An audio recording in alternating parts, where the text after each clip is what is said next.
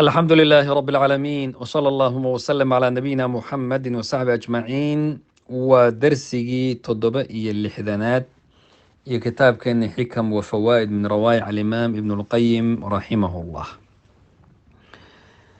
طيب الهداية الكاملة، هل كان الشيخ وحكوش يا حكمة عوان لوغا دغاي الهداية الكاملة هنونك دمايستران أكمل الناس هداية أعظمهم جهادا وأفرض الجهاد جهاد النفس وجهاد الهوى وجهاد الشيطان وجهاد الدنيا. ابن القيم رحمه الله وحول أكمل الناس هداية dadka qofka ugu dhammaystiran xagga hanuunka qofka ugu dhammaystiran waa acdamu jihaadan qofka dadka ugu weyn xagga jihaadka. jihaadkan horey baynu usoo sheegnay oo midka laga hadlay mar walba intan aynu uu ibnulqayim shaahidkiisu hadda yahay waa jihaad wa afradul jihaad buuri. marka jihaadna midka ugu waajibsan waa jihaadu nafsi, waa nafta jihaadkeeda. wa jihaadul hawa waa hawada, naftan in lasii daayay doonaysaa hawadeeda iyo waxay jeceshahay loo dhaafo, taas ka hortageeda way midka ugu waajibnimo badan. wa jihaadu shaytaan iyo shaytaanka in lala dagaalamo isagana oo cadow laga dhigto.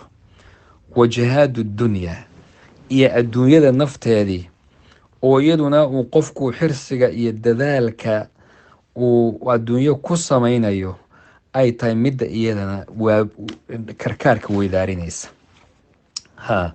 waxyaabaha rasuulku uu ku tilmaamay sala allahu caley wasalam, yacni dhi'bi ama waraabo xoolo lagu sii daayay sida uu u fasahaadin iyo siduu u tirtirayo iyo siduu u laynayo waxaa ka daran qofku sida ay adduunyada iyo sharaf raadinteed, magac raadin iyo adduunyo siday u tirtirayso diintiisii ayaa kasii daran.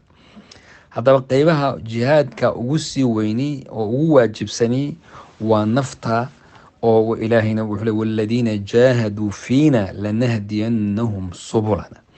dadka yacni jihaadkaas naftiis la galay ama kaa naftii sii xoojiyey, ilaahay baa wadooyinka fiican buu alla ku hanuuninayaa subxaana wa tacaala.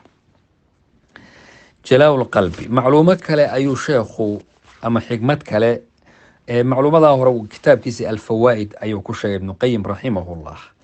mar kale wuxuu yidhi alqalbu yasda-u kamaa yasda-u annuxaasu waalfidatu wajalaa'uhu bidikri fainahu yajluuhu. shayga la yidhaahda qalbigu yasda waxa weeye waa inuu qalbigu daxalaysto. qalbigu wuu daxalaystaa, daxal buu yeeshaa, wasaq way uu mirdhaa. kamaa yasda-u nuxaas walfida, nuxaastu waa waxyaabaha maarta iyo qalinka iyo fidada iyo waxyaabaha la yidhaahdo.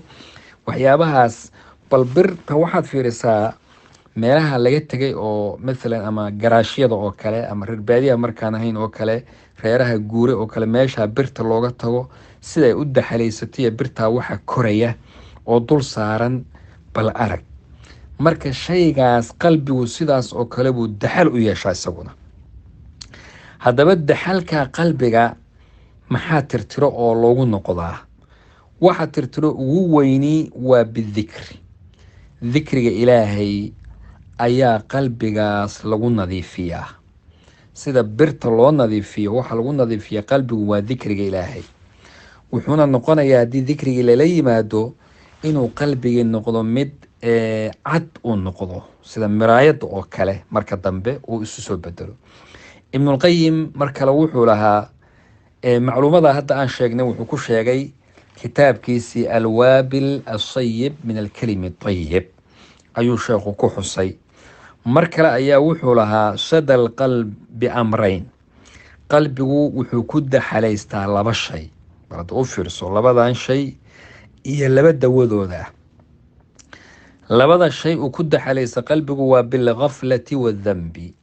waa khalfa waa halmaan inuu ku dhaco qofku diinta ilaahay iyo dikrigiisiiba uu icraad iyo ka jeedsado halmaamo, iyo wadhanbi dembigii iyo macaasidii. labadaa shay ayuu qalbigu ku daxalaystaa.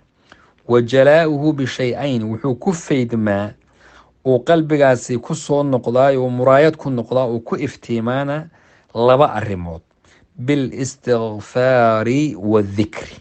istigfaar oo dembi dhaaf ilaahay oo la laasimo oo lala yimaado, iyo dikriga ilaahay. labadaana marka waxaa loo kala kici waayey waxyaabaha qalbigu uu mirirhkiisa iyo daxasha ku dhalata uu ku faydmayo uu ku sifoobayo.